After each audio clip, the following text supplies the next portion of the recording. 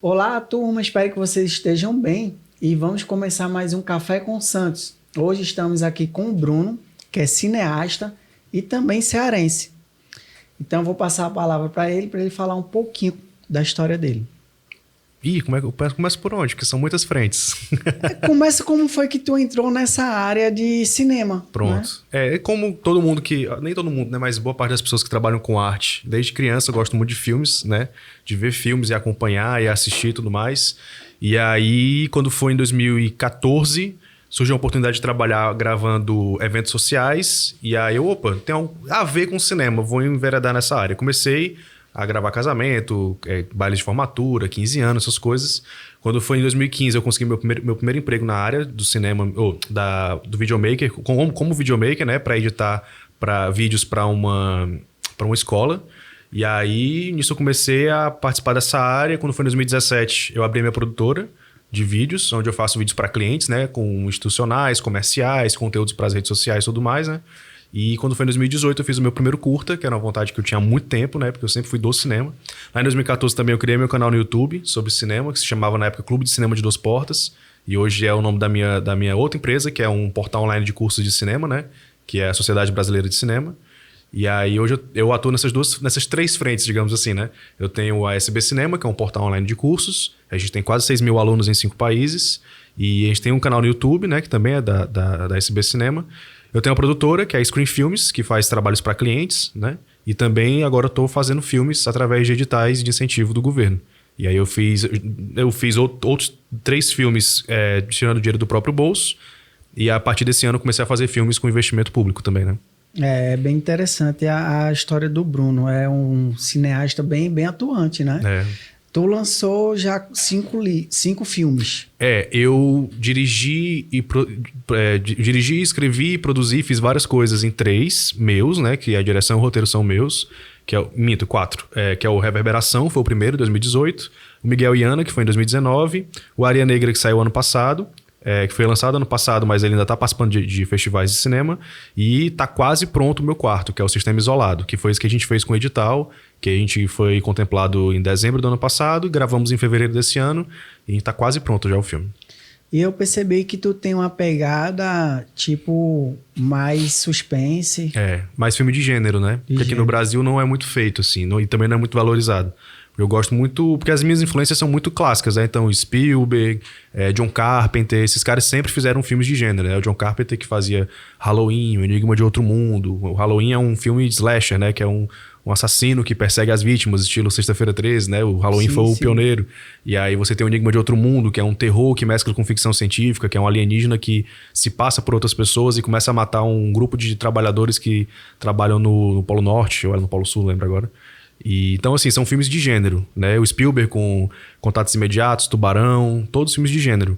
E eu sigo essa linha, mais ou menos, porque é que eu gosto. É o cinema que eu sempre gostei e eu tento fazer um cinema que sempre me divertiu, né? Eu gosto de todo tipo de filme, tem vários filmes nacionais que eu gosto que não são de gênero, né? Tipo o Aquários, do Kleber Mendonça Filho, é um filme que eu gosto muito, entre outros, né? Que Horas Ela Volta, da Ana Mulaé, também é um filme que não é de gênero, digamos assim, mas todos eles são dramas, né? Dramas contemporâneos da sociedade, classe média ali e tal, mas eles não são filmes de gênero, né? Eu gosto disso, de fazer suspense, terror, ficção científica, porque é o tipo de filme que eu mais gosto de assistir. Aí eu tento replicar isso nos filmes. Entendo. Né? Se tratando de cinema brasileiro, às vezes eu percebo que a gente chegou num patamar que a gente não consegue evoluir como deveria. Uhum. Porque, a gente vai pegar os Estados Unidos, os caras estão no mundo todo e produzindo muito. Uhum. E eu acho a produção do Brasil ela muito contida, claro, por N fatores. Eu queria que tu comentasse um pouco sobre isso. Pronto. Muita gente fala sobre esse assunto e eles focam somente no que é, obviamente, o principal problema, mas eu também enxergo outros problemas, né? O principal problema é, obviamente, a falta de incentivo público no cinema. E tem muita gente que é contra isso, né? Ter verba pública destinada para isso. Mas, historicamente, você pegar os Estados Unidos, até hoje, os grandes filmes, eles recebem incentivos fiscais do governo norte-americano o tempo todo, né? Eu sempre ressalto, eu sempre recomendo a entrevista do José Padilha no Roda Viva em 2014, quando ele estava divulgando o Robocop. Que ele explica, só o nosso filme, o Robocop, ele recebeu $40 milhões do governo. É um filme de quase $200 milhões Desses 200 milhões, mais ou menos, eu acho que era cento e poucos milhões, 150, 170, 40 milhões são investimentos públicos. É de investimento público do governo americano. Então, assim, lá atrás, no fundamento de Hollywood, ela só se tornou o que ela é hoje por conta desse investimento massivo, né? E um outro país que atualmente tem tido políticas de investimento público pesadíssimo, não só no cinema, mas na música também, é a Coreia do Sul, né? O K-pop se tornou o que é hoje porque tem muito investimento público. O Parasita só chegou no Oscar porque teve muito investimento do governo coreano, sul-coreano no filme. Então, eu acho não, obviamente, esse é o principal problema, né? A gente teve um apagão aí de quase 2 anos do cinema agora, em 2019 para cá. Em 2021 as coisas começaram a andar mais timidamente, mas esse ano nós já tivemos vários editais da Ancine para longas-metragens, inclusive longas-metragens para diretores estreantes, o que eu achei legal, longas-metragens para filmes que visam público, filmes que visam retorno financeiro nas salas de cinema, que também é muito legal, né? E séries de TV, eu fiquei sabendo, não sei se já abriu, mas vai ter um edital só para séries de TV, né? Também da Ancine. Então as coisas estão começando a andar. Só que aí também tem um outro problema, que aí eu já entro numa seara um pouco mais polêmica e podem ter pessoas que discordam, mas eu acho interessante o debate, né? Que é o tipo de filme que é produzido, né, no Brasil. Como eu falei, eu gosto muito de cinema de gênero. E eu não sei porque é que os filmes brasileiros, eles não focam tanto em gêneros que já são carimbados e que o público brasileiro gosta muito de filmes gringos. O próprio Wagner Moura falou isso, acho que 1 ou 2 anos antes dele lançar o Marighella, que nem é um filme que eu gostei muito, achei um filme bem, bem mediano, assim, pra baixo. Mas ele falou isso na entrevista do filme, que ele diz assim, pesquisas indicam que o gênero de ação é o gênero favorito do brasileiro. É o tipo de filme que mais faz o povo brasileiro ir pro cinema. É o tipo de filme mais assistido nos streamings. Por que o cinema nacional não faz filme de ação? Ele disse que a tentativa dele era que o Marighella fosse um filme de ação. Ele é um pouco, né? Ele não é tanto. Mas eu achei interessante esse questionamento que ele trouxe, né? Aqui no Brasil as pessoas gostam muito de suspense, muito de terror, de mistério, de fantasia, né? E Stranger Things é um grande sucesso também no Brasil por conta disso, né? Tem vários elementos ali numa única série que as pessoas gostam muito, né? Tem suspense, tem terror, tem fantasia, tem monstros, tem investigação, né? E tem aventura também. Então por que é que os filmes nacionais não fazem... O cinema nacional não faz tantos filmes assim? E é isso que eu tô descobrindo agora. Que agora que eu tô começando a entrar mais nesse mundo de fazer filme mesmo, com investimento público, com equipes realmente profissionais voltados pro cinema, né? Que os meus primeiros curtas eram o pessoal que tava na faculdade. A maioria deles nem tá mais na área do cinema. Eles desistiram, foram para outras áreas. Eram pessoas muito... videomakers também que fazem trabalhos para empresas. Que eu também faço, mas a minha vontade mesmo é fazer cinema, né? E agora que eu tô começando a entrar nesse mundo, eu tô descobrindo e entendendo aos pouquinhos por que a gente não faz esse tipo de filme, assim. E eu ainda não tenho a resposta. Se é porque os cineastas daqui não querem fazer ou se eles são talhados de alguma maneira, assim. Eles são impedidos de alguma maneira pelos outros cineastas, pelos editais que não aprovam esse tipo de filme, né? Os próprios festivais de cinema. Você pega grandes festivais como a Mostra de São Paulo, você pega grandes festivais como a Mostra de Tiradentes. Esses festivais mais amplos, assim, gerais, eles não dão valor a filmes de gênero. Por isso que agora você tem cada vez mais festivais só para isso. Inclusive o Área Negra, que foi meu terceiro curta, ele já passou para 3 festivais. O terceiro dele vai acontecer agora em agosto. Aqui em Fortaleza, lá no Cine Teatro São Luís, vai ser dia 9. O festival vai durar uns 5 ou 6 dias, mas o meu filme vai ser exibido dia 9, que eu acho que é uma quarta-feira, às 19 horas, numa sessão lá, só de curtas-metragens do Norte e Nordeste. E é um festival só de terror. Só de terror e fantasia. Perfeito, muito bom. Porque os festivais, de uma forma geral, não dão vazão para esse tipo de filme. Eu inscrevi o Área Negra em vários festivais. Todos os festivais que ele foi aceito são festivais de gênero. Foi a Mostra de Quimerama, que é uma mostra de ficção científica. O Cine Caos, que é uma mostra de filmes experimentais de terror. E agora o Sinistro Fest, que é o primeiro festival de terror do Norte e Nordeste brasileiro, também de terror, né? Aí eu parei de escrever o Área Negra para qualquer festival e estou escrevendo só para festivais de gênero, porque os festivais gerais não escolhem o tipo de filme que eu faço. É muito doido isso, né? E é como se, tipo, o Alto da Compadecida, né? Ele veio num caráter de comédia e é como se aquilo ali eu tivesse rotulado o Brasil de tal forma ou pelo que eu entendo, ou pela minha percepção, parece que a gente não tem uma eficiência em produzir um conteúdo como esse que estás falando, de gênero. Aí que tá, eu não sei ainda, porque assim, eu sei que existem pessoas que fazem cinema de gênero no Brasil, mas elas ficam ali ainda no curta-metragem, elas não saem muito disso, isso que eu tô tentando entender, porque eu ainda tô nos curtas, né? Eu acabei de colocar 2 projetos de longas em editais. Tô esperando. Os dois são filmes de gênero, né? Um é um filme de ação distópico, meio ficção científica, e o outro é um suspense puro. É suspense mesmo, assim. Você passa todo numa noite e tal, mas é um filme de suspense. E vamos ver. Eu vou experimentar agora para ver se esses filmes vão ser aceitos ou não nos editais, né? Entendo. Eu espero que sim. Então, vamos lá, Bruno. Vamos supor que eu quero escrever não, né? Quero produzir um filme. Uhum. E que eu até comentei mais cedo, né? Que eu escrevi o Sem Limites e PPS, que é o meu segundo livro, e eu tô querendo tornar ele um filme. Eu tô começando a fazer o roteiro. E aí, qual seria o passo a passo? Ixi, vamos lá. Eu acho que o primeiro passo é você ter esse roteiro escrito, né? Ou não necessariamente o roteiro, mas um projeto formulado. O que seria o projeto? Tem um argumento. Você pode ter um argumento curto, um argumento de até 5 páginas para você apresentar isso em uma reunião, que é mais curtinho para a pessoa ler. Se for 1,5 página, melhor ainda, com o começo, meio e fim da história ali, só contando o que é a história do filme. Aí, para você escrever o roteiro, é interessante que você tenha um argumento de 10 a 15 páginas, até porque vão ter investidores, produtoras ou editais que vão pedir esse argumento. Na verdade, eu acho que todos os editais de longa-metragem pedem um argumento de 10 a 15 páginas, ou até 20 páginas, o quanto você puder escrever da história do filme, né? E o roteiro em si. E o projeto, o que seria? Uma descrição do escopo da equipe, quantas pessoas você acha que aquela equipe tem que ter, um investimento que você acredita que esse filme precisa. Acho que esse filme aqui, com 500 mil reais, ele dá para ser feito. Ou não, esse aqui com 1 milhão, 1,5 milhão, 2 milhões. Para você ter esse projeto, para você ter para quem apresentar, né? E tem 2 maneiras, eu ia até fazer um conteúdo nas minhas redes sociais sobre isso, já vou aproveitar e falar aqui.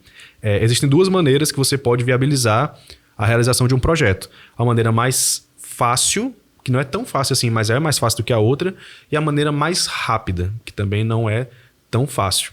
A mais fácil são os editais de cinema, porque os editais eles estão voltando a aparecer de forma muito ampla. Agora a gente tem a Lei Paulo Gustavo, que foi aprovada, a gente tem a Lei Aldir Blanc II, que foi aprovada pelos próximos 5 anos, então múltiplos projetos vão ser aceitos, então a hora de produzir é agora, né? A hora de apresentar esses projetos é agora.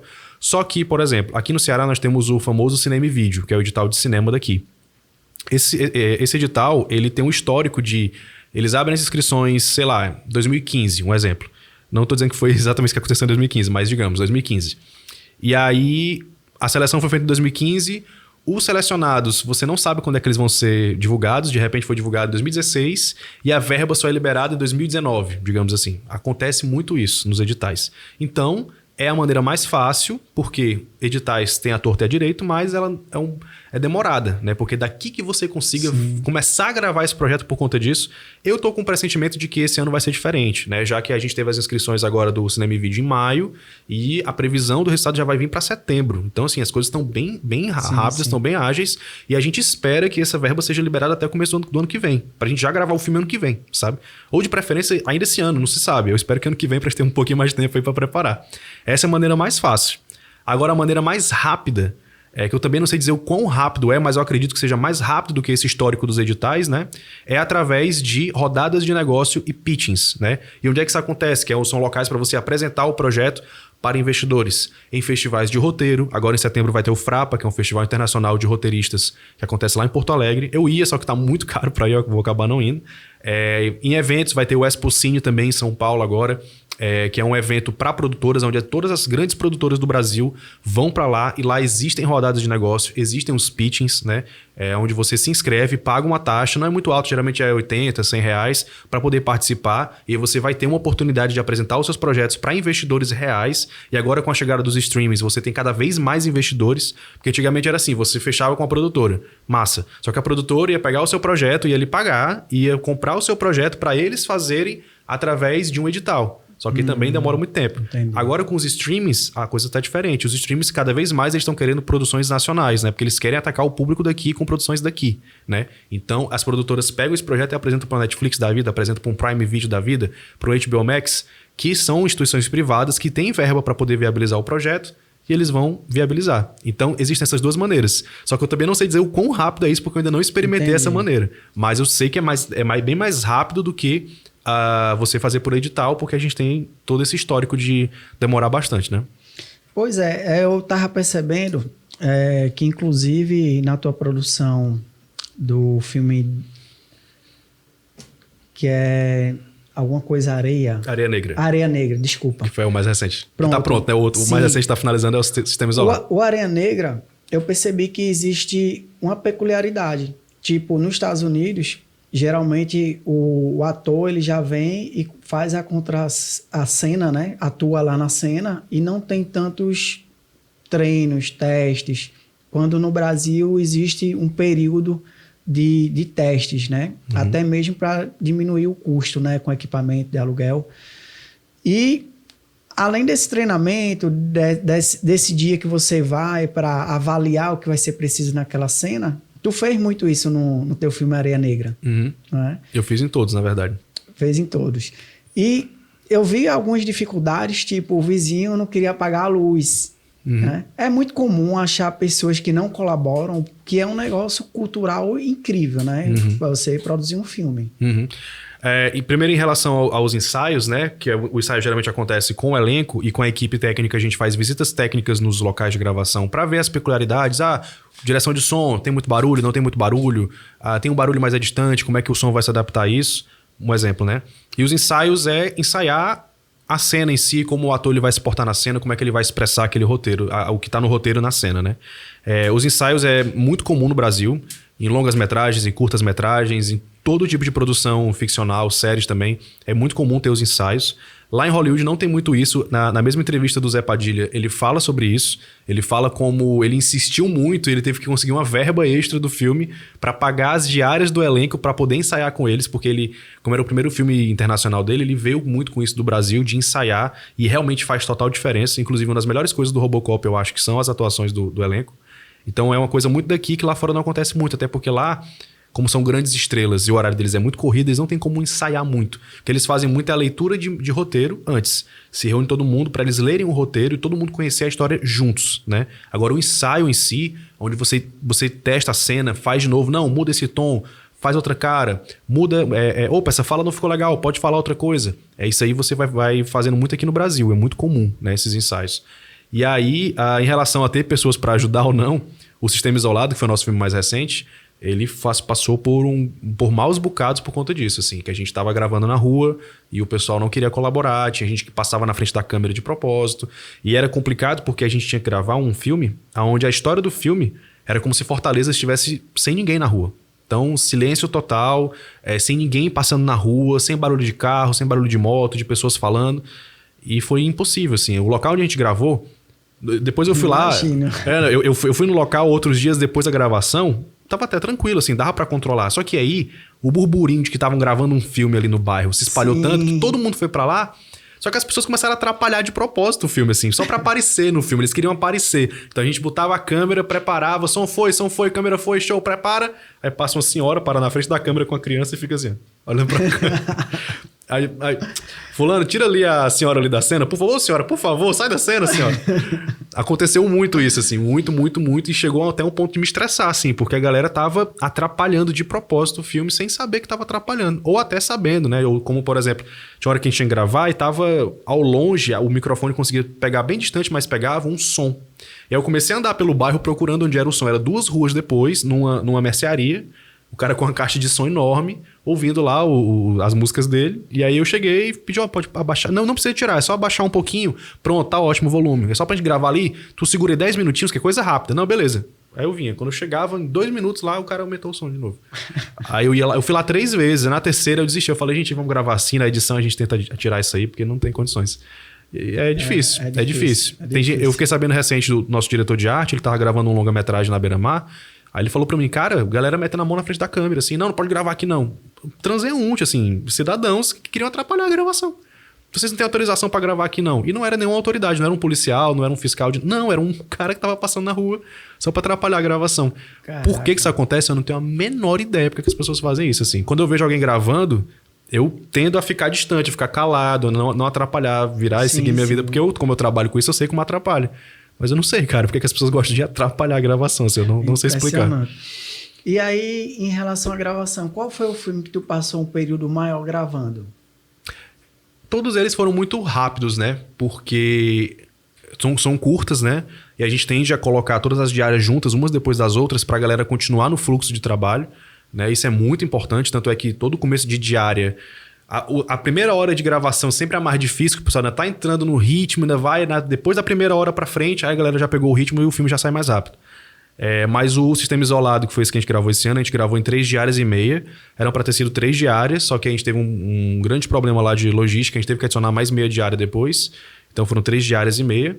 O Areia Negra, a gente gravou em 4 diárias, só que aí no caso foram espalhadas porque 2 diárias foram lá em Beberibe, Morro Branco, né, na praia, e as outras 2 diárias foram em Fortaleza. Aí como era um na cidade e outro na outra, aí teve uma distância aí de algumas semanas entre uma e outra. Né? Exatamente, só por conta de serem cidades diferentes, né? A gente gravou em Morro Branco, o Morro Branco foi muito puxado, né? Cada diária foram 14 horas de gravação. Aí a gente deu uma descansada, esperou 1 ou 2 semanas e gravamos o restante aqui em Fortaleza. Nessas 2... Não foram exatamente 2 diárias, assim, porque eram cenas rápidas, porque o grosso mesmo foi gravado em Morro Branco, eram momentos rápidos do filme. Aí a gente gravou em menos de uma meia diária, assim, menos de 4 horas a gente gravou cada um, foi super tranquilo. Agora, o Reverberação, que foi meu primeiro, foi gravado em 1 dia apenas, em uma diária extensa de 12 a 14 horas, mais ou menos. A gente gravou o filme todo, é um filme mais curtinho, 5 minutos, deu pra gravar, um ator só, uma locação só. A gente conseguiu condensar tudo. O Miguel e Ana era pra ter sido 2 diárias, só que a gente também teve problemas, a gente teve que adicionar mais uma diária. Aí foi um final de semana e mais um dia no final de semana seguinte, porque todo mundo trabalhava e estudava na semana, não dava. E foi isso, assim. E em 2020 eu gravei... Eu fiz algumas diárias de um longa, só que o longa tá parado por uns problemas pessoais do diretor, que é o Bacamarte. E aí eu gravei umas 4 ou 5 diárias também, porque o grosso do filme ele ia gravar no interior de outra maneira com outra pessoa. E aí aqui em Fortaleza, lá em Fortaleza, né, que a gente tá em Calcaia, eu gravei umas 4 ou 5 diárias só. Então é sempre assim. Eu não passei pela experiência de gravar um mês direto um longa-metragem, né? Um longa-metragem é pelo menos 30 dias de gravação, pelo menos, né? É a média aqui no Brasil, melhor dizendo, é uma média aqui no Ceará. Filmes locais de baixo investimento, né? Um investimento baixo, limitado. Mas o Bacurau, por exemplo, foram quase 3 meses que eles levaram para gravar o filme. Mas também porque era um escopo muito maior, eles tiveram que ir para um local muito inóspito gravar, né? Muita logística, aí levou 3 meses. Mas geralmente entre 1 a 2 meses. Esse longa-metragem que a gente tá com o projeto no edital, a minha produtora, eu falei, olha, em 1 mês e um pouquinho eu consigo gravar. Ela, não bora botar 2 meses no orçamento? Bota 2 meses aí que é garantido. Mas eu acho que em 35 dias mais ou menos a gente consegue gravar. Mas para isso tudo é um bom planejamento. É, né? Demais, a gente passa muito tempo planejando. O Sistema Isolado foi o nosso... Assim, todos os outros filmes eu fiz com investimento baixíssimo, né? E a maioria com investimento próprio do próprio bolso, não por isso que era muito baixo. Então o Reverberação a gente gravou em 1 diária, a gente gastou R$200. Foi o orçamento do filme e tipo, metade desse orçamento foi só comida. Pra galera comer, era muita gente, alimentação, pronto. E aí o Miguel e Ana foi para R$500 mais ou menos o investimento, porque já foram 3 diárias, um elenco maior, várias locações, né? Aí foi R$500, também a maioria alimentação e transporte. O Areia Negra já foi o maior de todos, já pulou para R$1.000, né? Foi o dobro do Miguel e Ana, mas porque era um filme de terror, com bastante figurino, a locação distante, Morro Branco. Então o maior custo foi a alimentação e gasolina de 2 carros para irem para Morro Branco, né? Ainda bem que a gente não teve o custo do aluguel da casa, porque foi da minha madrinha, né? Então foi de parente, já foi mais tranquilo. E o Sistema Isolado, a gente já fez um salto gigante. A gente foi para R$14 mil de orçamento, porque 13 mil foi o da Lei Aldir Blanc, né? Que foi o filme que foi produzido com incentivo da Lei Aldir Blanc. E ainda assim a gente estourou o orçamento em R$1.000, aí eu tive que tirar R$1.000 do bolso para cobrir os custos. Porque também a equipe foi muito maior, o elenco tinha 5 pessoas, foi o meu maior elenco até então. A equipe tinha pessoas profissionais realmente de cada área, não a galera que estava estudando na faculdade que participou ali, como foi o caso dos outros filmes, né? A minha produtora, que é a Ana Costa, ela tem uma experiência de longa data com produção audiovisual, de cinema, né? Aí o diretor de arte, grande experiência com direção de arte, ele fez o cabelo e maquiagem do Cabeça de Negro, né? Que está sendo muito premiado. Enfim, o diretor de som, ele tem uma produtora, né, que é o Camarão, da Camarão Filmes. Então foi uma galera bem mais profissional mesmo, que atua na área. E aí o investimento foi maior, que teve que pagar salário de todo mundo. E mesmo assim a gente teve que pagar o salário bem reduzido, assim, só quase um valor simbólico, porque senão não dava pra gente produzir. Porque R$13 mil pra fazer um filme é muito pouco dinheiro. Apertado, né? Exatamente. E aí depois geralmente o filme, né? Depois dessas gravações, vem a parte de montagem. Uhum. Aí é uma parte que realmente requer um tempo, um período um pouco maior. Uhum. E qual foi o que foi mais rápido para fazer a montagem? A montagem em si, o corte do filme, pra mim é a parte mais fácil. Muita gente fica muito tempo na montagem em si, montando o filme. Mas como eu dirigi, eu escrevi, Eu decupei, eu fiz os storyboards, eu tenho um caderninho lá. Na verdade, eu nem fiz um caderno, eu fiz um tablet dessa vez. Eu tinha um tablet o tempo todo comigo pra ver as cenas. Peraí, deixa eu ver aqui a cena, pronto, vai ser assim, vai ser assado. Como eu já tinha passado por toda essa parte, eu sabia exatamente o que é que eu queria. Quando eu cheguei pra montar o filme, em poucos dias já estava pronto. O corte inicial do filme, que ficou com 25 minutos. E aí eu fui começando a perceber alguns excessos aqui ao colar, fui tirando, tal, ficou com 21 minutos o filme. Aí com os créditos ficou com 23, porque tem um crédito no começo e crédito no final, aí dá uma enchidinha no filme, né? Essa parte é bem tranquila. Agora, tem outros processos, porque a gente pensa que a montagem montou o filme e acabou. Não é assim. Tipo, a gente monta o filme, enquanto a gente monta, a gente sinca o filme, sincroniza os planos do filme, né, as gravações, os takes, com os áudios, para depois você mandar para a galera que vai fazer a pós-produção de som, para eles editarem esse áudio e mixarem o áudio, que é o processo que ainda está acontecendo. O filme está pronto, falta só o som ficar finalizado, né? Eu vou receber agora no final desse mês. Tem a colorização. No meu caso, tinham efeitos visuais, porque a ideia do filme é como se Fortaleza não tivesse mais plantas vivas. Todas as plantas que sobraram são secas, sem cor, sem vida. E os sobreviventes, eles respiram com um aparelho, né, com uma máscara de gás aqui no rosto, conectada num terrário, que é um aparelhinho de vidro que tem uma planta dentro, que a planta respira para eles poderem respirar também, né? Então não podia ter verde em lugar nenhum. E de vez em quando vazava uma planta ali atrás e tudo. Então foi um tempão para tirar o verde dessas plantas. Os terrários, a gente colocou um negocinho branco assim neles, para na edição, nos efeitos visuais, eu inseri um visor indicando a porcentagem de bateria do terrário. Então todas as cenas em que aparecem esse negocinho branco no terrário deles, eu tive que inserir na edição, na pós-produção, nos efeitos visuais, esse visor, que foi o que mais demorou. Assim, eu passei uns 2 meses só nisso, porque deu muito trabalho, porque as cenas são cenas de ação, a câmera sacoleja muito, são muitos planos em que aparece essa parte branca, né? E aí demorou bastante tempo para colocar isso. E o que eu julguei também um dos mais importantes foi a colorização do filme. Que eu já fazia isso no Premiere Pro, né? Que é um programa de edição profissional. Só que o Premiere eu sempre senti ele muito limitado em relação a isso. E eu já conheci o DaVinci Resolve, que é um software de colorização. Ele também edita o filme, faz tudo que o Premiere faz. Só que a plataforma dele lá interna de correção de cor, de gradação de cor, é magnífica, assim. É utilizado em grandes filmes de Hollywood. E é um software gratuito. É muito doido isso, né? Interessante. Aí eu comecei a fazer. Aí eu fiz a coloração do filme todinha lá. Ficou legal. Pronto, tá pronto. Isso com 1 mês. Aí eu fui ver um vídeo no YouTube ensinando um negocinho a mais. Aí deixa eu testar isso aqui. Ixi, essa imagem ficou muito melhor. Deixa eu testar no restante do filme. Pronto, fiz de novo. Eu refiz a cor do filme 5 vezes. Até do filme inteiro, assim. Porque toda semana eu aprendi uma coisa nova. Eu não sabia mexer no programa, né? Agora tá de um jeitinho que eu olho, pronto, aqui não passa, não tenho que melhorar aqui, sabe? E aí demorou muito tempo. E também tem a mixagem de som do filme. São muitos processos, né? Sim, a gente pensa assim, pós-produção, é um processo só. Não. É um monte de processo, né? E aí, tipo, teve um outro problema, como eu falei, a gente teve muito barulho no filme. As locações, que nem a minha produtora disse, Bruna, já fica um ensinamento aí pro próximo filme, que você escolheu as locações visualmente perfeitas, mas sonoramente elas eram horríveis, né? Tipo, tinha um local no meio do centro de Fortaleza. A gente, não, vamos gravar lá domingo de manhã cedo. A gente foi 8 horas da manhã, começamos a gravar no domingo. A gente prepara tudo, vai gravar. Aí passa uma moto com uma caixa de som divulgando um motel lá do centro, assim. Aí para tudo pra esperar esta moto passar. Não era nem uma moto, era uma bicicleta. Aí espera a bicicleta passar pra parar o som e a gente continuar gravando. Aí tem a pós-produção do som, que por conta desses barulhos intensos, o pessoal que está fazendo a pós-produção de som, que inclusive o coordenador desse som, na verdade é o supervisor, né? Ele está supervisionando o trabalho da galera, é o Pedro Coelho, que ele fez parte do som do Bacurau, né? Aí eu tinha um contato dele, falei com ele, aí ele pegou uns alunos dele, a gente montou uma equipe só de especialistas em pós-produção de som, e eles refizeram o som do filme todo, assim, ficou magnífico. A gente teve que regravar todas as vozes do filme, aí foi um trabalhão, porque a gente também gravamos metade das vozes, massa. A gente foi gravar outra metade do restante do elenco.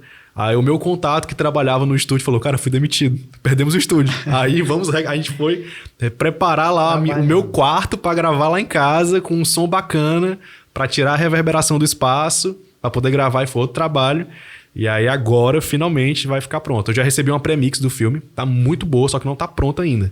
Aí, final do mês, eles vão mandar para mim. Eu tô muito ansioso para ter isso. É isso, cara. Pós-produção é trabalhão. E eu percebi que tem a parte de sonoplastia, né? Uhum. Porque, tipo, às vezes você quer dar uma ênfase, por exemplo, a pessoa que vai pegar um café, Tem essa zoada aqui. Esse som é muito específico. É muito específico. E aí você não consegue durante a gravação da cena. E você vai fazer essa captação do áudio depois. E aqui no Ceará, tem uma indústria voltada para isso ou só em São Paulo? Temos profissionais excelentes locais que fazem isso. O mais famoso deles, eu queria muito conversar com ele depois, é o Sapão. É o Érico Paiva, o apelido dele é Sapão. Ele assina os filmes como Sapão. E ele faz um trabalho de pós-produção de som, assim, fantástico. Tem vários filmes cearenses que eu vejo e eu penso, nossa, eu detestei esse filme. Mas o som do filme é fantástico. Ele faz um trabalho excelente, mas ele é muito concorrido, né? O próprio Pedro Coelho, que ele é do Rio de Janeiro, ele, sempre que eu converso com ele, ele fala, não, cara, eu tava fazendo um filme ontem, amanhã eu vou fazer uma série, semana que vem tem outro filme, não sei o quê, um pra Prime, outro pro Netflix, outro pro não sei o quê. Então, essa galera, como nós temos poucos profissionais de qualidade nessa área, eles são muito atribulados. Então, fica a dica aí. Se você quiser lucrar bem nessa área, ser procurado, invista no som, assim. Eu adoraria também poder fazer isso, mas eu já faço tantas coisas que eu não tenho mais tempo. Sim. Mas, por exemplo, você... isso que você falou do som, né? De tipo... se o personagem faz assim, né? Ele bate na xícara, é um som muito específico. Isso aí você grava na pós-produção, é chamado de Foley, né? Que é quando você regrava os passos, ou uma pessoa solta um objeto em cima do outro, esse barulhinho eles regravam. Tem um profissional que faz só isso, né? Ele fica olhando pro filme, tá no estúdio e ele pega os mesmos objetos, ou objetos que façam um som parecido, né? Pra refazer aquela cena, aquele mesmo som, aquele mesmo efeito. Né? Então, se você quiser ganhar um dinheirinho com isso aí, é uma área boa. E que faz toda a diferença no filme. Total diferença, assim. E é legal, tem uma galerinha cult que gosta muito de falar sobre filmes, mas não entende nada sobre como é fazer filmes, que eles costumam dizer que, assim, não, o que importa é o diretor. O diretor que faz o filme ser o que é o filme, é a visão dele e tal. Só que quando você chega na área do cinema para fazer cinema, você vai vendo como é colaborativo. Então, o diretor de arte, o Netinho, ele fez, eu deixei ele totalmente livre, dei total liberdade para ele fazer a direção de arte do filme. Então, itens que ele colocou no cenário, os figurinos dos personagens, o cabelo. Ele chegou para uma atriz e falou, corta o cabelo assim, assim, assado. Aí ele fez o cabelo, ficou massa e casou muito com a personagem. E são coisas que eu não imaginava. Tipo, o visual da protagonista, eu imaginei ela com um casaco com um capuz, assim. Ele pensou uma parada completamente diferente e ficou muito melhor. Ficou muito melhor. Ele conseguiu criar uma personalidade pro figurino de cada personagem. É muito massa. Já o som também. O som, eu tinha detalhes, assim, quando eu tava vendo o filme com essa pré-mix, né? Essa mixagem metade do caminho andado, detalhes que eu não tinha me tocado, assim. Tipo, cada arma que os personagens atiram são armas diferentes. Eles colocaram sons de tiros diferentes, específicos de cada arma. O som do cartucho caindo no chão. Perfeito. Eles fizeram sons diferentes dependendo do chão onde o personagem tá. Porque tem uma cena que o personagem tá no chão caraquento, tem outra cena que ele tá no chão mais liso. O som do cartucho batendo no chão é diferente. É perfeito, cara. Esse é um detalhe que você nem imagina, assim. E essa galera agrega ao filme, que você não pensa nisso, né? E isso acontece muito em Hollywood, né? O tiro do revólver do vilão é diferente do protagonista. E a gente acha interessante, mas não sabe o quanto que detalhista detalhes, né, tá acontecendo ali. E eu acho interessante que tá acontecendo aqui no Ceará. E tá acontecendo há um tempo já, assim. Só que é o que eu te falei, são filmes mais experimentais, filmes mais contemplativos, filmes mais... eu não gosto de usar o termo de arte, mas é o tipo de filme que quando a gente fala filme de arte, as pessoas já entendem, mas todo filme é arte, né? Mas eu sinto falta de a gente ter filmes de gênero, nós temos também, só que eles sempre usam o gênero para no final ser, na verdade, uma alegoria política, uma alegoria social, para falar algum tema. E o cinema de gênero, de terror e tudo mais, eles sempre fizeram isso. Só que eu também gosto daqueles filmes que eles têm essas alegorias, mas eles também estão muito preocupados com a história. Então, se você sacar a alegoria, massa, você vai entender a metáfora do filme que ele está querendo dizer. Se não, ele vai ser um excelente filme de suspense para você. Ele vai ser um excelente filme de terror para você. Né? O próprio Alien, o Oitavo Passageiro, lá do Ridley Scott, ele tem várias alegorias sociais ali dentro. Mas se você não sacar, ele é um excelente filme de terror, é um excelente filme de monstro e ele funciona. E eu sinto falta disso no cinema daqui. Um cinema que se preocupa em agradar o público e também, ao mesmo tempo, ele debate temas importantes. Né? É interessante o que tu falou e é justamente isso que a Academia de Cinema observa bastante. Dizem de uma outra forma, é tipo uma cebola. E a primeira camada tá o filme de terror, mas por trás daquela primeira camada tem todo um fator social que tá realmente impactando aí. Exatamente. Isso acontece em muitos filmes, né? Alguns filmes de forma mais clara, outros filmes de forma mais sutil. Por exemplo, o filme Guerra dos Mundos, aquele do Spielberg com o Tom Cruise, você já viu? Sim, 2005, pronto. É um filme de invasão mundial. Mas pra mim ele é um filme sobre um pai irresponsável se transformando num pai responsável. Pra mim, o filme ele tá falando sobre isso. Ele tá falando sobre a reconstrução de uma família. Tanto é que no filme tem uma cena muito, muito simbólica, que é quando o filho dele quer ir pra guerra. Ele fala, pai, deixa eu ir. Ele, não, você não vai, você não vai. E aí ele fala, pai, deixa eu ir. E aí ele quase não deixa, ele segura o filho, mas ele acaba soltando. E deixando o filho seguir batendo as próprias asas, né? E aí eu achei interessante, olha, legal, é o pai protecionista e deixando o filho sair. O filme abre para essas interpretações, né? E aí no final a família tá reconstituída e tal. Então, no começo do filme a família tá toda separada, tá cada um num canto, e no final do filme tá todo mundo junto. Tem toda essa construção. O filme Sinais também, do M. Night Shyamalan, aquele dos discos voadores, dos ETs no milharal. É um filme de ET, se você quiser analisar por essa maneira, mas é sobre um padre que perdeu a sua fé em Deus, recuperando a fé. E o filme é sobre isso. E também uma família um pouco desestruturada, um pouco balançada por conta da morte da mãe, se alinhando novamente, se reunindo novamente. Então eu gosto desse tipo de filme. São os filmes que eu mais gosto. Esse é o tipo de filme que eu quero fazer. Que tem um comentário sutil ali por trás, mas ele também é um filme de gênero bem feito, sabe? É o tipo de filme que eu gosto de assistir. Olha aí. Pois é. Ô Bruno, se tratando de cinema, estreou recentemente, né, o Top Gun Maverick. Uhum. E foi muito bom. Eu não vi o filme ainda, acredito. Foi muito bom. E, mas a pergunta que fica... Será que realmente a bilheteria exagerou, superou muita expectativa? Porque tiveram outros filmes muito bons e que não atingiam uma bilheteria tão interessante como foi o Top Gun Maverick, né? O Top Gun Maverick, ele, por ser de um grande estúdio, né? Eles acabam conseguindo muitas salas. É de uma franquia consolidada lá dos anos 80, né? Uma continuação de um filme clássico. Então, esse filme, ele apelou muito pra nostalgia. Eu não vi o filme, né? Mas assim... Por ser uma continuação de um filme clássico, traz o ator original do primeiro filme de volta. No trailer mesmo, você já via várias referências ao filme original e tudo. Você vê que é um filme que ele apela muito pra nostalgia, né? Sim. E nostalgia tá muito na moda. E Stranger Things é uma das maiores séries de hoje, também por conta da nostalgia, né? Eu também acho que por outros motivos. Mas a nostalgia é um dos elementos mais importantes. Então, eu acho que por conta disso. Agora, que ele ia bater 1 bilhão, eu não imaginava. Eu imaginava que ele ia ser bem na bilheteria, eu achei que ele fosse se pagar, lucrar bastante... Mas 1 bilhão eu não imaginava, assim. É o tipo de coisa, você não espera que isso vá acontecer.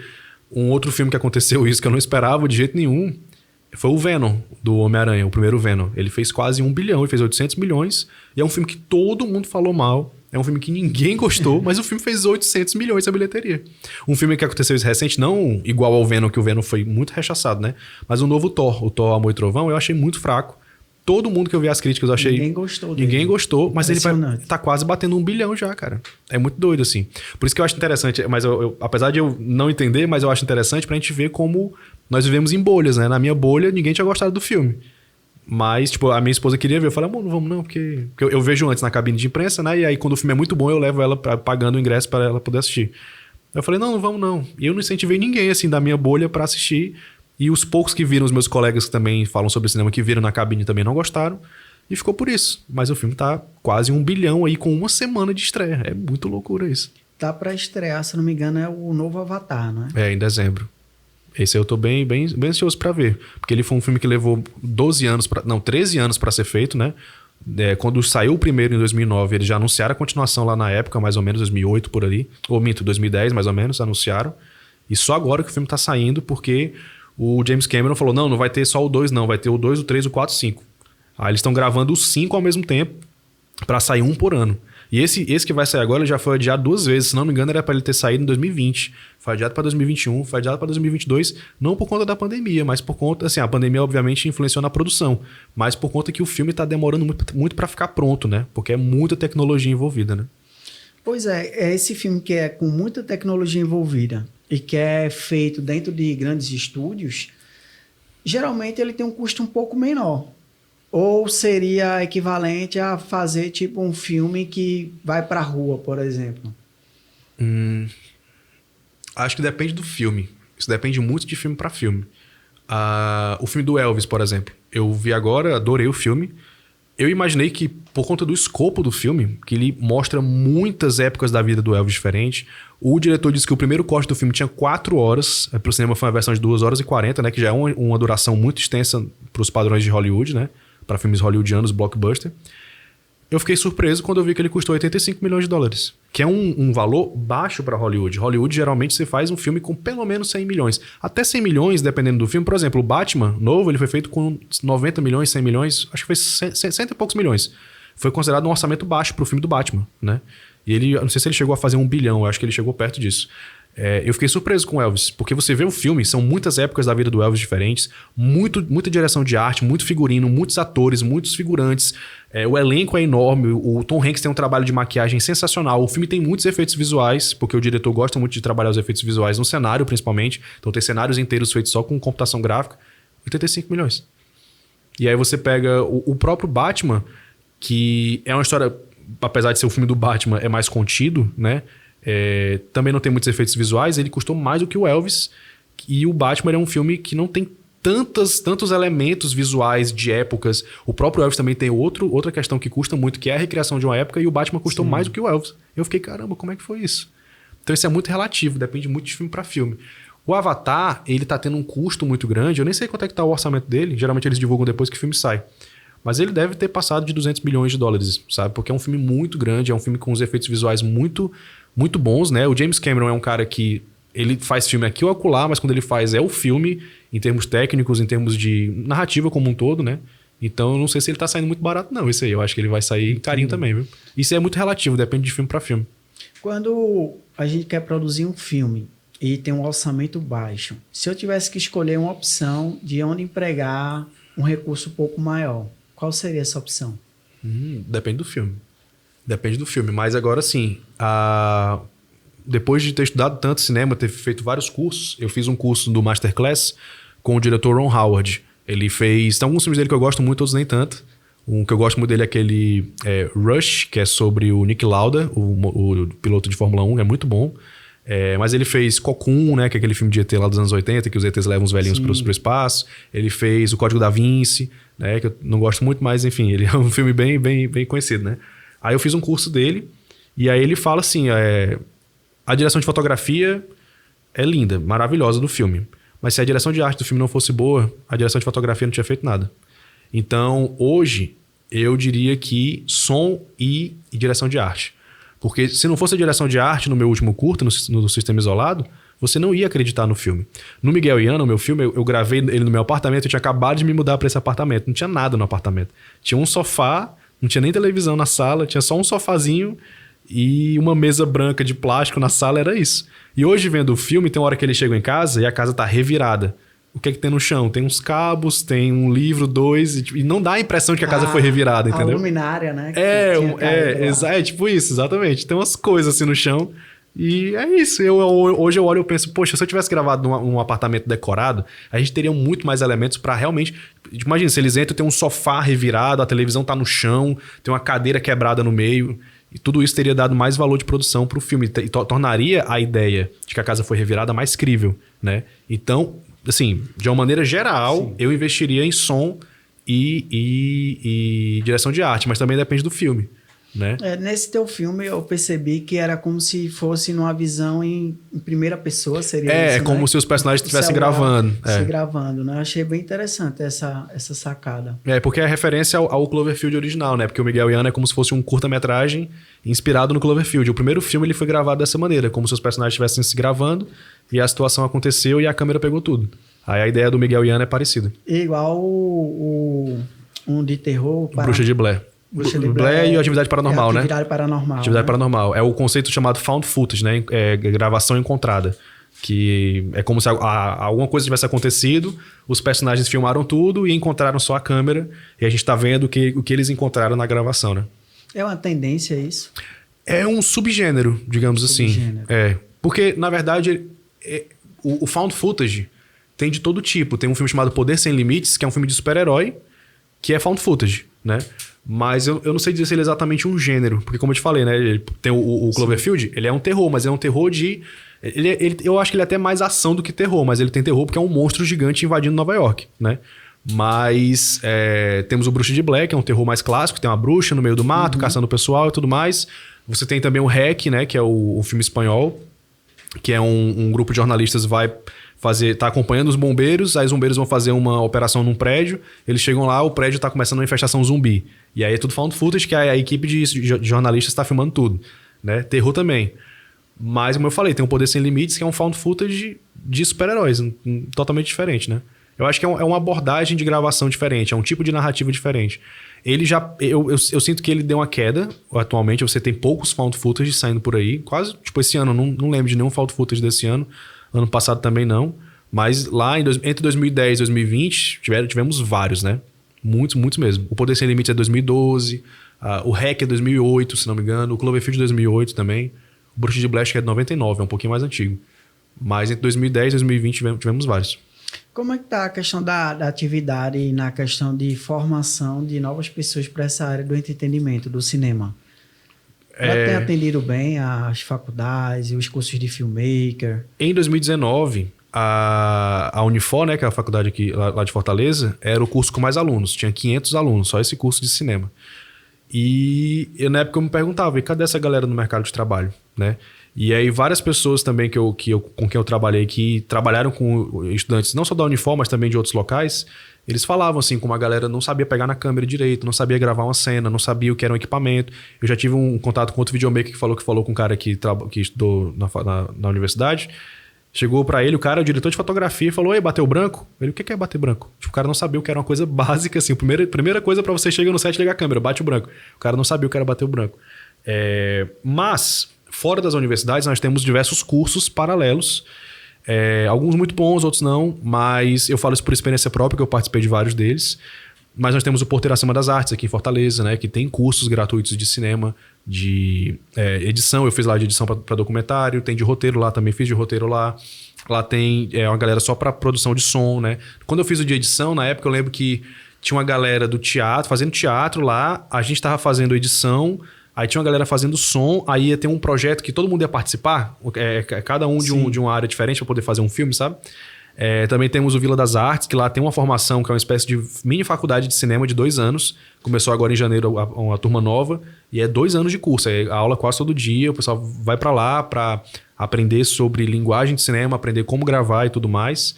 E também temos os cursos online, né? Que é uma das áreas que eu atuo, que é a SB Cinema, onde eu tento dar a visão mais prática possível, ensinar realmente a pessoa a colocar a mão na massa e não ficar só ensinando o básico. Eu realmente quero ensinar uma coisa que vá causar transformação para a pessoa, né? E, de uma maneira geral, a internet já facilita muito, né? E temos uma pancada de cursos online aí para você ser videomaker, para fazer casamento, para você fazer edição para vídeos de YouTube, para você fazer tudo isso. Então, assim, não é algo tão institucionalizado como por exemplo, sei lá, um curso de medicina, que tem várias faculdades de medicina que você vai lá, faz, sai médico. É uma coisa mais ampla, mais solta, mas é normal da nossa área, né? Como é uma área artística, como é uma área mais... sei lá, não é uma área exata, né? Também como a medicina, a engenharia e tudo mais. É mais solto, assim. Aí tem outros cursos também. A faculdade que eu fiz foi de rádio e TV, que a maioria das cadeiras eram de cinema, né? Eu fiz o curso já sabendo disso, que foi na Unifanó. Opa, bati aqui. E é isso, é uma coisa mais solta, não é tão certinho. Mas se pesquisar, você acha coisas boas por aí. Entendo. Caso a gente queira fazer o teu curso, procurar a tua empresa... como a gente acha, qual o contato? Pronto, você pesquisa SB Cinema em qualquer rede social. A gente está no Instagram, está no TikTok também, a gente está no YouTube. No YouTube tem muitos conteúdos mais aprofundados, né? Tem críticas maiores de 10, 15 minutos. Tem aulas gratuitas lá também no YouTube. No Instagram tem alguns conteúdos mais curtinhos e no TikTok também são conteúdos bem, bem curtinhos. Mas é onde a gente está dando mais certo lá. Eu, inclusive, comecei o TikTok tem 2 semanas. Está com 130 mil seguidores já, é muito doido. Impressionante. Em 2 semanas. E aí... é isso, nós também temos o site, né, que é sbcinema.com.br, lá tem a lista dos cursos, você pode clicar e conhecer os cursos. A gente tem curso de linguagem cinematográfica, né, que é o Decifrando Cinema, que é mais um curso de apreciação de filmes, né, mas também é o nosso curso que mais vendeu, né, o nosso curso mais famoso. A gente tem o Decifrando Roteiro, que é um curso de roteiro mesmo, assim, são 13 horas de aula, ensinando do zero até você escrever um longa-metragem. Eu até falei com um aluno ontem, a gente fez uma entrevista em vídeo, ele disse que em 6 meses ele escreveu o primeiro longa dele, assim. Foi bem, bem surpreendente o resultado que ele teve. Aí também temos o curso de iluminação, né? Que é direção de fotografia para cinema, que é o Decifrando a Iluminação. Que aí lá eu falo de tudo. Falo de cinema, falo de trabalhos para empresas, eu falo de uma maneira geral sobre iluminação para você conseguir uma luz bacana para os seus vídeos. E a gente tem outros mini cursos lá. Tem o Cinema Start, que são os primeiros passos no cinema. Tem um kit Como Estudar Cinema Sozinho, que é um apanhado de livros, de listas de recomendação de filmes, de livros, além dos nossos livros para a pessoa também poder ler. Tem mini cursos lá dentro também. Então entra aí na sbcinema.com.br que tem muita coisa lá. Ah, perfeito. Eu vou ser um dos alunos Olha só. de roteirista. Muito bom, show de bola. Eu estava até pesquisando um aplicativo e tem aplicativo hoje que você começa a escrever o seu roteiro e ele diz na fala mais ou menos qual é a quantidade de tempo que vai ter cada cena. Ah, é? Que Achei legal. bem interessante, sendo que isso aí é pago esse. Ah, sei. Mano, é muito bom. Mano, é muito bom, tem uma taxinha, né? Tem que pagar, exatamente. Hoje no Brasil, qual seria o cineasta que está, tipo, no top aqui, no topo do Brasil? Isso é relativo, assim, né? Porque o Kleber Mendonça Filho, que é o cara que fez o Bacurau, o Aquários, ele é muito comentado. Mas eu não sei dizer se ele é o topo do topo, assim, que ainda tá em atividade, né? Tem vários. Eu gosto muito do Jorge Furtado, que foi o que fez O Homem que Copiava, que fez O Meu Tio Matou um Cara. Saneamento Básico, o filme, é meu filme nacional favorito. Eu adoro esse filme. Tem a Fernanda Torres, Wagner Moura, Lázaro Ramos no elenco. É um filme sobre como fazer filmes de baixo orçamento, é bem legal. O Jorge Furtado, ele tá muito ativo naquela série Sob Pressão, da Globo, né? Tem o Afonso Poyar, que é um cara que eu gosto demais, que ele fez um filme chamado Dois Coelhos, lá em 2012, que é um baita filme legal. E aí, só esse filme, ele já foi direto pra Hollywood. Ele fez um filme lá com o Anthony Hopkins e o Colin Farrell, chamado Solace, que dizem que é legal também, só que eu não assisti ainda. E ele agora, ele tá em outros projetos também, mas ele, o mais de maior repercussão dele é a série Ilha de Ferro, eu acho, da Globo, que é aquele que é numa estação petrolífera no meio do mar e tal, com Cauã Raymond. Enfim, tem vários, mas eu não sei dizer um principal, até porque a gente não tem um grande nome assim destacado atualmente, né? Historicamente a gente tem o Glauber Rocha, né, que fez o Deus, o Diabo na Terra do Sol, entre outros filmes, que por muito tempo eu acho que historicamente talvez seja o principal, né? No terror a gente tem o Mojica, né, que é o Zé do Caixão, que é muito importante também pro cinema de gênero brasileiro. E que engraçado, ele fazia filmes de gênero valendo, assim, lá nos anos 60 e tudo mais. Ele ainda tá atuante? Não, ele faleceu já tem alguns anos, Ele e faleceu. Aí não veio ninguém da família substituir? Na verdade, a produtora do Elijah Wood, que é o cara que fez o Senhor dos Anéis, ele fez o Frodo. Ele tem uma produtora de cinema, eu acho que é do Elijah Wood, posso estar enganado, mas eu acho que é a dele. Eles compraram os direitos e eles vão fazer uma versão americana do Zé do Caixão. Vai ser Coffin Joe, o nome do personagem. Já foi anunciado ano passado. Foi até uma polêmica, o pessoal falando, isso é apropriação cultural, não sei o que e tal. Poxa, a família do Mojica topou de vender os direitos. Então, assim, a gente não tem que dizer nada. Só eu fico feliz, assim. Eu acho um reconhecimento externo interessante pro nosso trabalho, né? Prestigiar. Mas atualmente, se eu tivesse que dizer alguém, seria o Kleber, mas o Kleber já tem uns 3 anos que ele não faz filme, né? O último dele foi o Bacurau. Eu fiquei sabendo que ele vai fazer um filme com Wagner Moura, não sei se foi pra frente o projeto. O Padilha é um cara também que eu gosto demais. Gosto muito do Tropa 1, Tropa 2. O documentário dele sobre o ônibus 174 é fantástico, assim, acho sensacional. Ele fez o Robocop, que a galera não gostou, mas eu curti. Ele também fez os 7 Dias em Entebbe, só que eu não assisti esse também. Mas é um cara que eu também gosto bastante. Então, acho que esses nomes aí são os principais. Temos também a Ana Mui Laer, que é a diretora do Que Horas Ela Volta, que é um filmaço. Ela também é muito... todo mundo é fã da Ana Mui Laer, só que ninguém sabe, porque ela estava no Castelo Rá-Tim-Bum. Acho que ela era roteirista do Castelo Rá-Tim-Bum. A gente viu quando era criança, quando era adolescente, e marcou toda a nossa geração de televisão brasileira, né? Mas ela fez O Que Horas Ela Volta, ela fez o Mãe Só Há Uma também, que é um filme muito bom. E esses são os principais nomes, assim, que eu consigo pensar agora. Ô, Bruno, existe a possibilidade... Eu sei que existe o sonho, né? Uhum. O sonho de fazer um bom filme. Uhum. E quando você vai fazer, você vai se dedicar de corpo e alma para que tenha um bom resultado. Uhum. Mas passa na situação um desejo que pode até não ser externalizado, mas, pô, se der um bom filme, eu consigo ficar rico com um filme, ou isso aí realmente é muito difícil, é uma agulha no palheiro? Não diria que é uma agulha no palheiro, porque ficar rico é relativo, né? O que é rico, né? Mas sim. dá pra viver de cinema, sim. Dá pra viver de cinema, sim. Eu conheço várias pessoas que elas vivem de editais, assim. Elas esperam o edital, passam um tempão sem ganhar nada, mas quando recebem uma quantia interessante, né? Os valores ideais, assim, de produção, eles são bem altos, na verdade. Tipo, atualmente, o valor ideal, o valor recomendado pela ABRA, que é a Associação Brasileira de Roteiristas, eles recomendam que o valor cobrado por um roteiro de longa-metragem seja de R$100 mil. Esse é o valor para você comprar um roteiro de longa-metragem. Não é um valor praticado, né? Tipo, um dos editais que eu participei recentemente era 60 mil para fazer o roteiro e tinha que ter 3 pessoas na equipe, incluindo um produtor, um revisor, cada um pega um pedaço e quando sobra para o roteirista, sobra bem menos que isso. Sobra uma quantia muito boa, mas ainda não é exatamente R$100 mil como a ABRA recomenda, né? Mas é porque é o que acontece, a gente recebeu um edital com um orçamento limitado e acaba sendo limitado para todo mundo. Mas aí, por exemplo, você não precisa ser o cara que coloca o projeto no edital, você pode ser um profissional de cinema que as pessoas que têm projetos de editais chamam você para participar. Eu não vou citar o nome do cara, ele é meu conhecido, um diretor de fotografia daqui. Eu entrei em contato com ele para saber o orçamento dele, para saber se eu poderia chamar ele para fazer os meus filmes, né? E ele falou, cara, olha, o meu orçamento por semana é R$7 mil. Por semana de gravação. Então, um longa-metragem de 4 semanas, que é um tempo mínimo de filme, assim, o cara leva 28 mil, tá certo o orçamento? 7, 14, 28 mil. Só ele. Ainda tem a equipe dele, ainda tem possíveis equipamentos que você vai ter que alugar. Aí ele falou, a minha equipe é fulano, cicrano, pelo menos eles 2, se tiver mais pessoas melhor, mas eles 2 aqui, dependendo do filme, a gente dá conta, cada um, a semana deles, um é 3 mil, outra semana é 2 mil. Então assim, os caras ganham bem, né? E aí, como eles são muito bons, fizeram filmes renomados, eles conseguem cobrar esse valor e vivem bem. Eles estão sempre viajando, a galera do Brasil todo contrata eles cobram esses valores por conta disso, né? Eu peguei um orçamento com uma pessoa que faz som, pós-produção de som, ele falou só um curta-metragem. Cheguei pra ele e falei, cara, tipo esse meu filme que eu tô fazendo agora, o Sistema Isolado, quanto é que tu acha que seria, assim, orçando por cima pra fazer a pós-produção de som completa dele? Aí ele falou, cara, acho que uns R$10 mil. Então, assim, R$10 mil pra fazer um filme, pra fazer um curta-metragem, né? Que aí leva algum tempinho pra fazer, mas se ele pegar vários trabalhos pra ele fazer num mês, assim, sim. É uma grana muito boa, né? Eu mesmo com a minha produtora fazendo trabalhos para clientes, eu tiro uma quantia muito boa, né? Tem orçamentos meus que só um orçamento passa dos R$10 mil, só de um trabalho de um cliente.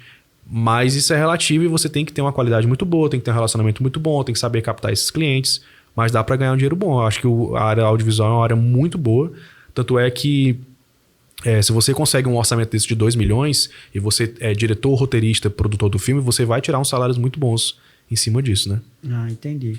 E se tratando do Brasil, qual é o estado hoje que está produzindo mais filme?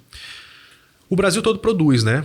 Mas eu diria que talvez Pernambuco é um centro muito bom, assim, de produção. São Paulo e Rio, disparadamente, são os que mais produzem, porque são lá onde estão as principais produtoras, são lá onde atuam os principais streamings, né?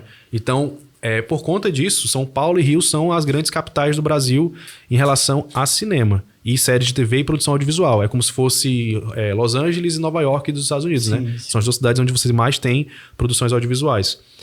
Mas Pernambuco deu uma destacada aí. Tem série pernambucana no Prime Video, por exemplo, uma série de suspense, terror, fantasia que tem lá, que eles produziram lá com recurso de edital, que tá no Prime Video. Mas historicamente sempre foi Rio e São Paulo, né? São as 2 principais capitais. Sim, é bem interessante. Eu agradeço, né? Eu que agradeço o bate-papo. Acho que eu poderia ficar aqui várias e várias horas. Foi leve, muito bom, muito... A gente aprende muito, né? Uhum. Aprende muito. E cinema é impressionante. A gente pensa que é um negócio curto, um filme de 1 a 2 horas, mas requer muita dedicação, trabalho, empenho. E eu fico muito feliz você ter vindo aqui no meu canal. E caso queira falar mais alguma coisa para fazer um fechamento. É isso. Só queria agradecer a oportunidade de falar. Pode chamar mais vezes que estamos aqui, ou falar sobre algum filme específico, alguma outra coisa específica, estamos disponíveis. E é isso, me segue lá nas redes sociais, bota SB Cinema _ no TikTok, no Instagram, estamos lá. E no YouTube pesquisa ou SB Cinema ou Sociedade Brasileira de Cinema, que você vai encontrar os nossos conteúdos. E também tem um site sbcinema.com.br. E é isso, mais uma vez, muito obrigado. Eu estou muito feliz. Caso vocês tenham gostado, claro que gostou, vai lá, esmaga o botão do like. Não se esquece de comentar aqui qual filme que você mais gostou. De repente o Bruno vai lá e faz um comentário em cima desse filme. E muito obrigado e até a próxima. Tchau, tchau. Foi ótimo. Acabou? Acabou.